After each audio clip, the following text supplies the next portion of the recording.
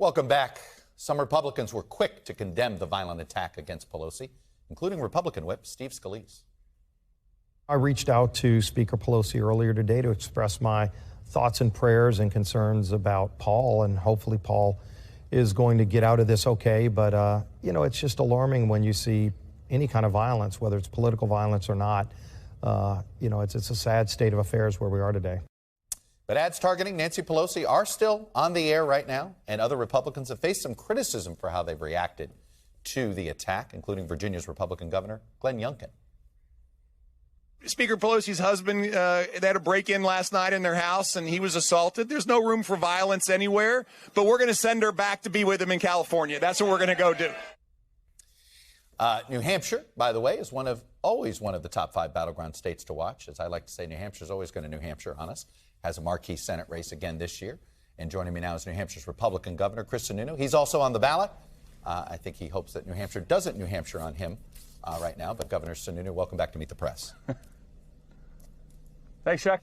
Look, I want to start. You had to cancel your outdoor inauguration at the start of 2021. It was the day after the January 6th attack. You talked about direct threats against your family. I think it was your COVID policies that seemed to fire up some people to do these threats. Look, you've had to deal with this. Where do you think this rise in political violence is coming from? Well, look, you can go back to the beginning. This started back in the summer of 2020, right? When you saw cities burning, you saw not a whole lot of accountability there. The line for folks that were disagreeing with what might have been happening, not happy with what's happening in their communities, the line completely moved with very little accountability. And that set kind of a new standard in a very dangerous way. And then that carries over into the politics and what happened in 2020, the insanity of what we saw on January 6th. What has happened to Steve Scalise, that was years before 2020. The threats on Justice Kavanaugh. No, Gabby Giffords. I mean, there doesn't seem to be an end to this. It's on both sides of the aisle. But look, people have to just take the heat down here. I mean, this is America. This is one of the most amazing places on the planet Earth. We should all wake up and be grateful. We can disagree and have heated arguments, of course. But when you cross that line into violence, it does your cause no good. It does the system no good. And it just brings everything to a more fragile state. Do you not see any connection to former President Donald Trump in all of this? Oh, there's connection to everybody in all of this. No, absolutely. Look, it's not just about former President Trump. It's about, I mean, people are getting upset about inflation. They're getting upset with, issues that happen on what we would consider a very minor level, but to them, it's passionate. It's the end. It's just the end of days for them, and they're going to go to that nth degree. And it's just absolutely insane. It is. And again, the answer isn't just, well, we're just going to have more security. Of course, you're going to have to do that at some level. But the answer, as a society, as a community, it's not a government solution. It's a cultural solution here in America, and we all 300 million of us, have to take a very deep responsibility towards that. Well, I want to drill down a little bit here because Governor Youngkin. It was sort of surprising how sort of laissez-faire he was about talking about the attack and how he quickly sort of went to politics here. Are you at all concerned we're numb to this escalating, pugilistic way of conducting our politics? Absolutely, we're becoming numb to it. And that's even more scary than the actual acts sometimes, because it's becoming the norm. The line is moving. Well, I'm not taking it so far as to threaten kidnapping the governor of Michigan, which we saw, which was very scary as a governor, right? I'm not taking it to that level, so it's okay. And that's just a crazy set of reasoning, right? If you have a disagreement, get involved in your local community, get involved, run for office, have the debates, whatever it might be. Keep it civil, of course. It can be heated, it can be passionate, but you got to keep it civil because it's the only way that as a society we're going to move forward. Well, one of the things that in the FBI and DHS warning of why these threats appear to be a little higher right now than they have before is because of this rise of election denialism. And I bring it up because Don Bolduc, the Republican nominee for Senate, has been an election denialist. Here's what you said about him during the primary season.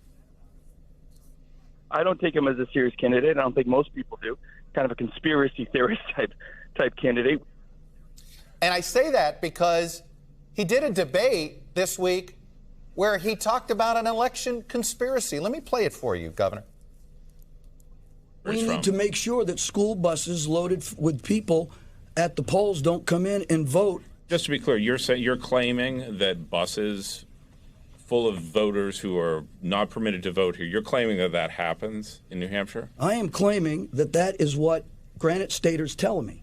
And I am saying we need to respond to that. Do you think you need to verify that information before you say? I think we need to verify it. That's what I just said. Can you listen to me here for a second? I am saying that this is what Granite Staters are telling me, and I think it's valid.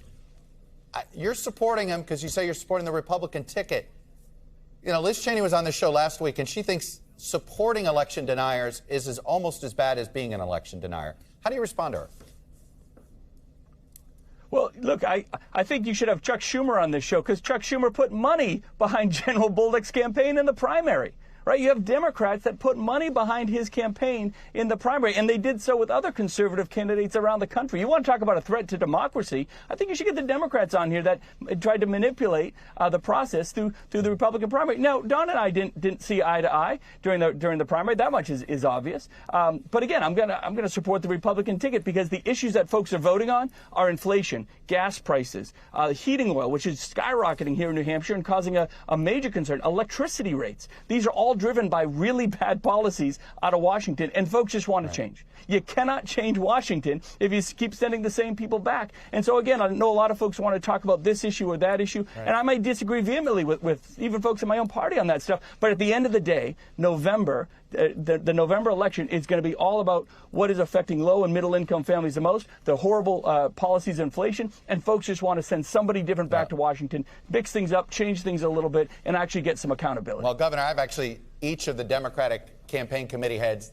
that have done these ads supporting election denialists, I have put on this show, I have put them under this questioning.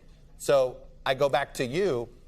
Why are you supporting an election denialist? And do you think the inflation issue is enough to sort of rationalize support for somebody who thinks school buses of voters are going to show up in New Hampshire?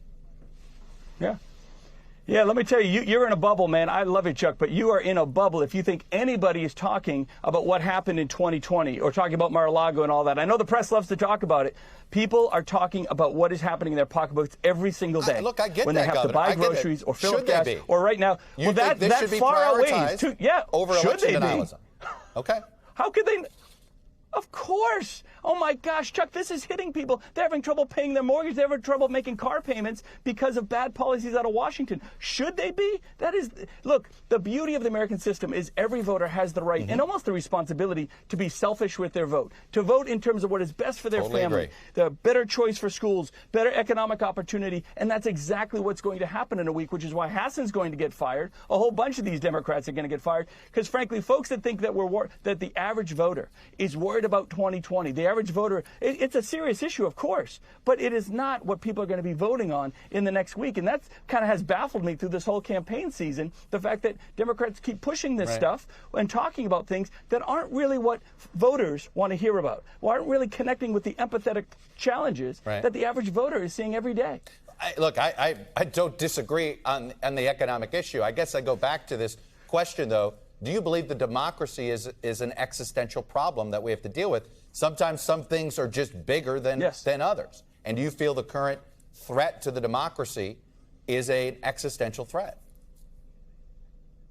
Oh, look, there's no doubt there are threats to democracy. There's no doubt that's a serious issue. Of course, we got to take it on. But when you're talking about what folks are going to be voting on this November, what the top priority issues are, it's inflation, the economy, getting those things under control. Those are far and away the most important issues. You can take care of those other issues. It doesn't mean that those folks we send to Washington are just going to focus on one or two things. Obviously, they have to take a broad spectrum. But at the end of the day, folks really are worried about what's happening. Especially, I'll just talk New England. It's 35 degrees out right now. Folks are filling up their 270-gallon tanks, and it's costing $1,300. Kerosene is limited because there's no incentive to create more natural gas or more fuel for this country, and that should be our priority, keeping people warm this winter.